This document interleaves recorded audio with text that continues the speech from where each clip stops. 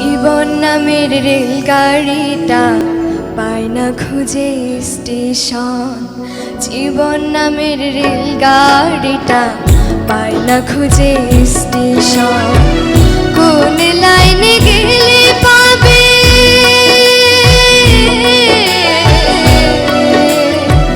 কোন লাইনে গেলে পাবে, বলবে কার কে এখন।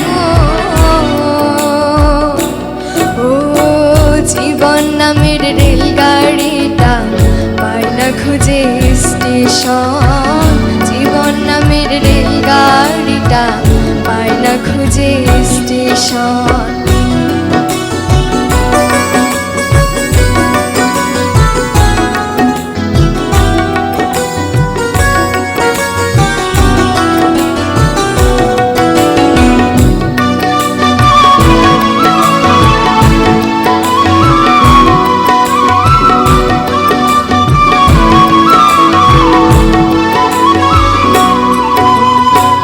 কোথা থেকে ছেড়ে এলো, যেতে হবে কত দূর, কোনখানে তার শেষ ঠিকানা, কোনখানে তার অচিনপুর।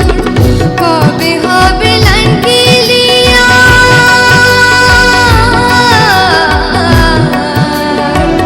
কবে হবে লাইন ক্লিয়ার, বল আমার বল না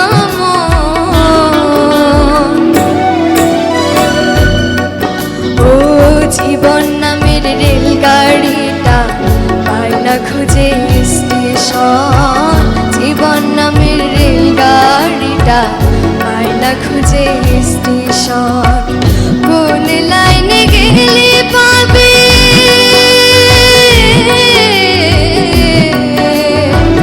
কোন লাইনে গেলে পাবে, বলবে কার কে এখন। জীবন নামের রেলগাড়িটা পায় না খুঁজে স্টেশন, জীবন নামের রেলগাড়িটা পায় না খুঁজে স্টেশন, জীবন নামের রেলগাড়িটা পায় না খুঁজে স্টেশন। গানটি লিখেছেন মোহাম্মদ রফিকুজ্জামান, সুর করেছেন রাজেশ এবং গানটি গেয়েছেন মিতালি মুখার্জি। নুসরাতের গান কেমন হয়েছে তা আমরা বিচারক মণ্ডলীর কাছ থেকেই শুনি।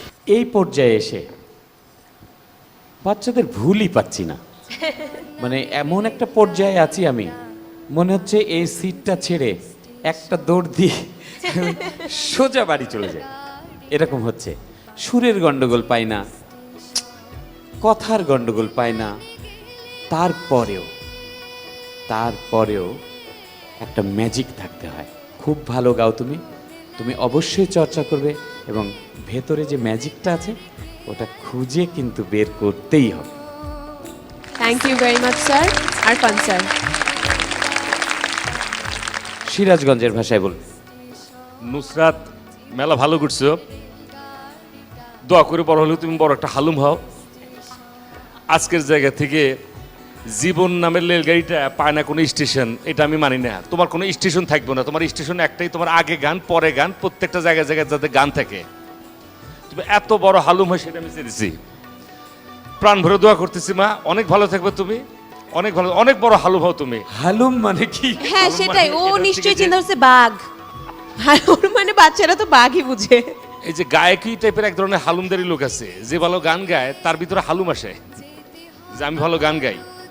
আমার গান প্রত্যেকটা স্টেশনে যায় যেতে নুসরাত কয় যে এই যে দেখেন স্টেশন থামো তো, আমি কটা গান শোনাই দিয়ে যাই, এই যে সবাই আমার গান শুনে যান, সবাই মন ভরে প্রাণ ভরে তোমার গান শুনো, তোমাকে দোয়া করবো।